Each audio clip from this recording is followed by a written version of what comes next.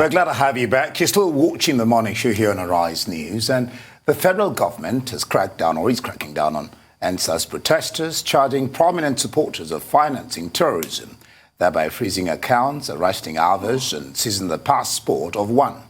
In view of these tragic developments, it is important to us that we create awareness of the human rights that protect Nigerians as contained in the 1999 Constitution of the Federal Republic of Nigeria, the African Charter on Human and People's Rights, and the United Nations Universal Declaration of Human Rights. Joining us to do this is the convener of the Open Bar Initiative and past Publicity Secretary of the Abuja branch of Nigeria Bar Association, Joseph Ono. Joseph, glad to have you join us this morning on the morning show. Thank you. Good morning. Good. Good morning. Let's start it this way. It's one thing for the UK to support the NSAS protesters, but it's another thing for the UK Parliament to be holding a debate to sanction some Nigerian officials based on a petition that deploying sanctions would checkmate those involved in violations of human rights. Wouldn't you call that, just wondering, a meddling in the affairs of another sovereign nation? What's your take? Well, human rights matters are universal. Whenever issues are related to the right of persons, there is a universal principle of a kind of a duty to protect. So the members of the United Nations Security Council always have this urge to want to protect the right of individuals where they are threatened. And sometimes condemnation from governments have far-reaching effects in checkmating the excesses of other independent and sovereign nations. As you know, today we have what is called the universal jurisdiction, so much so that you can even sue the Nigerian government officials in a foreign court when it relates to human rights, and the court will assume jurisdiction and actually deal with such a matter. So while the UK Parliament has taken interest in this, it is not getting involved in Nigerian politics. It has taken interest in the treatment of citizens who are exercising their constitutional right to protest, which also is protected under several international principles and other treaties. So I do not see their reaction and their action as interfering or meddling in Nigerian local politics. I do not see it in that sense at all. All right, thanks for joining us again. Now let's go into our constitution and look at some of the legalities of the situations that have been happening. Now, Section 40 provides for the fact that everyone is entitled to assemble freely, and associate with other persons, including any other association for the protection of, his interests. Now, we have interest from the NSAS protesters being an end to police brutality. And we've seen a lot of strikes happen as well to further their own interest. I want you to differentiate between the protests that just happened and a lot of the strikes that have happened in Nigeria, which often end with, amicable resolutions, a decision that ends with the strikers sometimes getting what they're looking for. Even if they don't get it in entirety, there is a conversation. So relate the way this protest is being handled to a lot of the strikes that we've seen, because at the end of the day, both parties are looking for an interest. Yes, one of the challenges that one will readily face when it comes to the NSAS protests is the absence of leadership. So it became difficult to have any meaningful conversation or negotiation that would lead to certain conclusions or settlements. Whereas the organized unions that go on strike, they have clear leadership structures that can negotiate with government and most times come out with positive results. Now, that is not to say that government does not understand the request that is being made by the NSAS protesters. Government understood it clearly. However, as it is in Nigeria with many other issues, whatever you begin will always end up becoming politics. So the NSAS protest was seen as a political stratagem to undermine the government of the incumbent president. And it went on to even have a coloration of an attempt. That is how some northern leaders started seeing it, as an attempt to remove the president, which are all unfortunate interpretations. The youth came out clearly to protest against police brutality, and part of the demand was even in favor of the police, saying improve their condition of service, their pay. You need to improve their salary structure and all of that. So the essence of such protests is to draw government's attention to the problems that young people face. But sooner than later, we saw interference in that protest. Hoodlums started hijacking the process. In Abuja here, we saw videos of people coming out from what appears to be government vehicle to attack protesters, and another government vehicle coming to pick thugs up from where they had gone to unleash violence. So while we will say that the protesters were within their right to protest, it seems to me that some overzealous government officials tried to undermine the protests by funding and sponsoring touts to come and foment violence in some of these locations. And soon, we saw what happened in Lagos. So you do not blame people who clearly were protesting for the violence that took place in Lagos. As your guest who just left rightly observed, during the protest, it seems like security agencies went on holiday. So they left and abandoned strategic flashpoints, and thugs actually and hoodlums took advantage of that.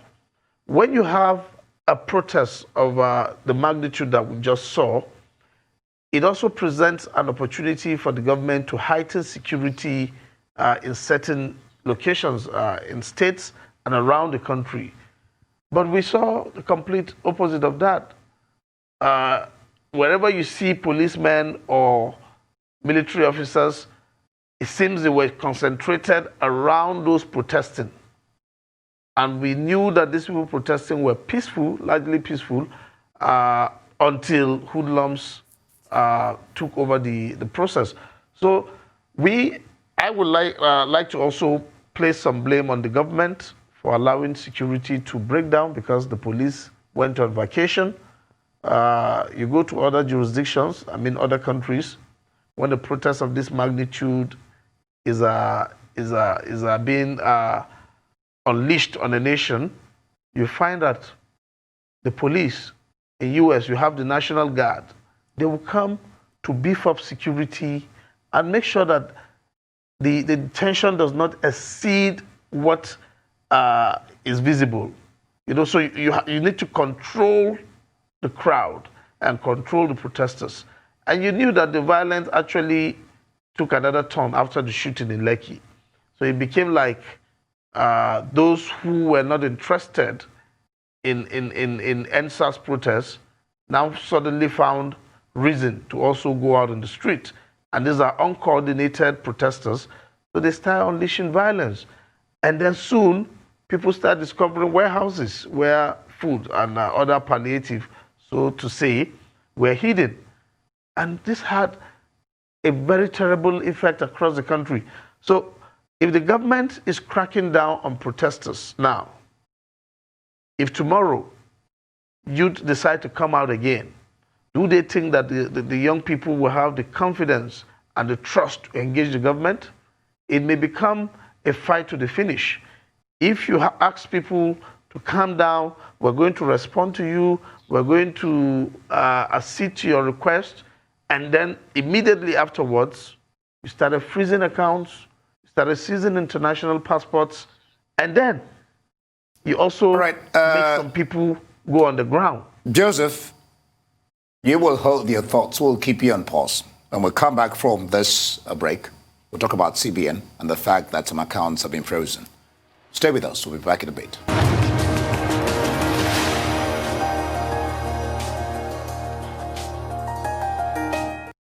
All right, glad to have you back. You're still watching the morning show here on Arise News. We still have Joseph Ono, past Publicity Secretary, MBA Abuja branch and convener, Open Bar Initiative. Glad to know that you're still there. Well, the CBN freezed the account of 20 of the NSAS protesters. I'm just learning, I think that was yesterday, that 16 of them have also gone to court. Before it was one. This was after the head of the intelligence unit of the governor's department, as the governor of the central bank, conducted an investigation into these accounts. Their argument is that the funds, I think you said something about that earlier, might have been linked to terrorist activities. What's your position? Well, it is quite funny that the central bank is now meddling in politics. This has never happened before. It's a shameful act, to say the least, that the central bank will presume that protesters are terrorists. We have been in this country for years, and all we've been hearing is that some people are funding Boko Haram, funding Boko Haram, funding Boko Haram. And recently, the government of UAE actually took action about some people they believe were funding terrorism in Nigeria. But the intelligence unit of the central bank is not intelligent enough to decode that or to find that out. It is so intelligent that in the discharge of its duty, it has actually gone to court, to the Federal High Court, I do believe, unsubstantiatedly, to get a court order that is also, I believe, improperly given. Because the right to own property in Nigeria is a fundamental one. And your bank account is your property. It shouldn't be taken away from you, or you shouldn't be denied access to your property without you having an opportunity to give your own side of the story in whatsoever scenario you find yourself.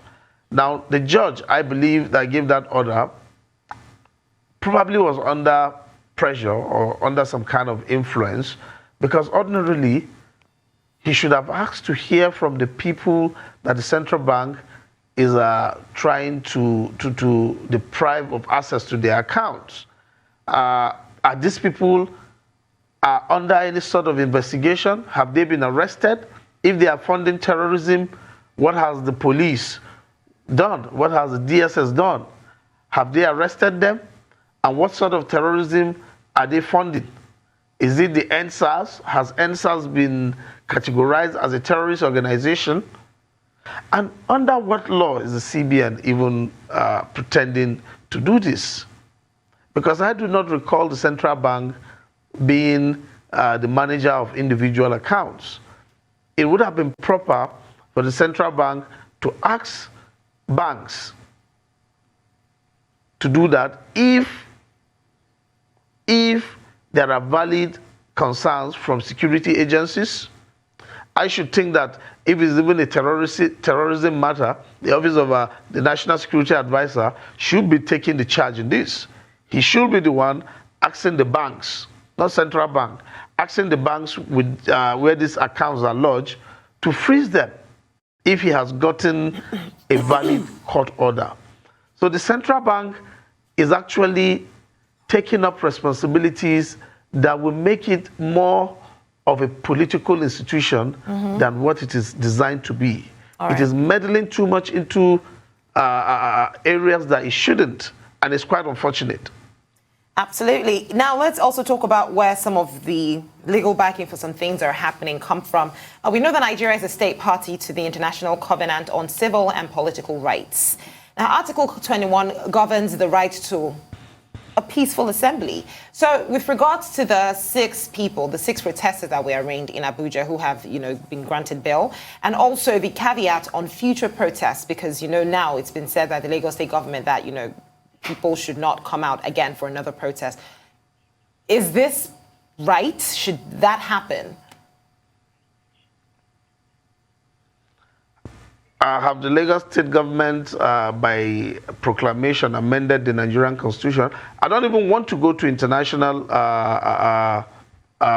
treaties that Nigeria is signatory to. I like to concentrate on the Nigerian constitution, which guarantees the right to peaceful assembly and association. So what you find now is the police calling these gatherings, or the government calling these protests, unlawful assembly. Who made them unlawful? You don't need a permission to protest. And as long as there is no direct evidence linking any protester with damages, you cannot hold that person responsible for any damage that hoodlums who you fail to keep under check have committed. So Nigeria cannot also stop people from future protests. Protest is a legitimate right of venting out your displeasure with government. It is a legitimate and approved internationally civil disobedience that even courts protect. Now, I agree with what you're saying. So I do not see any reason why the Lagos State government... Yeah, I agree with what you're saying, but just so we can, because I don't want us to just talk hypothetically. I want us to be realistic in our situation. As much as this should not happen, Nigeria should not say this. This is what we're seeing. This is what we're seeing happening. It's happening now. This is what the reality is. So if we're still watching as the accounts are being frozen and we're not seeing any actions, should there be some type of recourse, maybe to another court? For instance, you said you don't want to dwell on the international treaties, but then there are human rights courts that could actually look into some of these situations because they have laws that go against what's happening now. So how can we capitalize on those, seeing as the ones we have here, seem to be all for the fact that the NSAS movement was simply a terrorist one?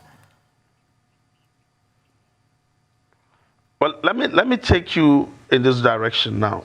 Our political leaders do not have any regard for our courts and our judicial system. So if you want to go to courts for years, they will simply encourage you to do that because they know nothing will come out of it. First of all, we have a government that doesn't even regard our laws.